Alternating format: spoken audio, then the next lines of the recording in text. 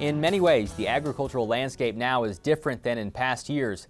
Commodity prices have been pushed down, leading to a discussion about whether or not land prices and cash rents will follow. And a new farm bill now offers different choices for producers and decisions they'll need to be making for their operations.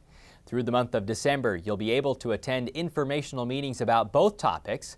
We recently talked with UNL Extension educator Allan Vyhnalek about the seminars, starting with immediate options under the new farm bill. Please make sure that producers know that, and landowners, that they're part of this, that there's three things that have to be worked on, and so split those apart and look at those in very simple ways so that you don't become overwhelmed with the whole thing. Don't try and look at everything at once, just do one thing at a time. There are a lot of meetings at different locations in different times across the state. You can find them at farmbill.unl.edu, but a typical meeting, what can an attendee hope to get out of it? Well, a typical meeting is probably going to be about 2.5 hours, so plan on some bleacher time there. But anyway, what will happen first is the County Executive Director for Farm Service Agency, FSA, will come in and talk about their rules and regulations and what they expect to have happen. And then one of the extension educators that's been assigned to that part of the state is going to go in and talk, and they're going to talk for an hour to hour and a half. And after a short break, they'll talk for an hour and a half, and they're going to cover, okay, so here's what we have to do. We have to sign up for this thing. Here's the considerations you have. In other words, we'll cover what considerations you put into making the decision that the FSA tells you have to make. Three decisions that you need to make, and the one that kind of got the press this week was ARC and PLC. That decision is now available to producers. What online resources do producers have for helping them make this decision? Well, okay, so the ARC PLC decision, there's other decisions besides that, but ARC PLC, we can talk about that first. So what you have to understand is that there's ARC County, and there's ARC Individual, and then there's price loss coverage called PLC.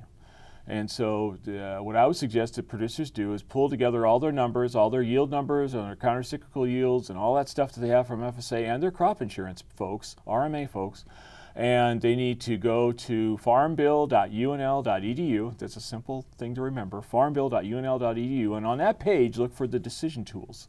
The decision tools you will want to use are either from Illinois or Texas A&M. A&M and Illinois both have decision tools that you can link from farmbill.unl.edu, and then you plug your numbers into those decision tools, and it kind of helps you think about what that PLC or ARC decision is going to be.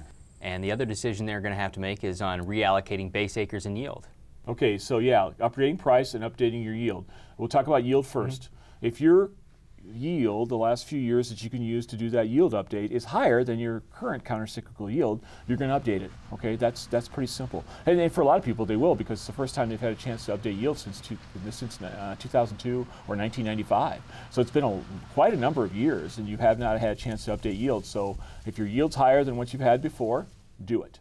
Now, you can also update acres, and acre update decision is pretty simple too. Well, not as simple as the yield thing. The yield thing is the simplest, but the acre thing just says, am I going to keep the base acres I have right now allocated to corn, soybeans, wheat, sorghum, those things, or am I going to switch to what I've actually planted the last 5 years? And so people have to think about that very carefully too.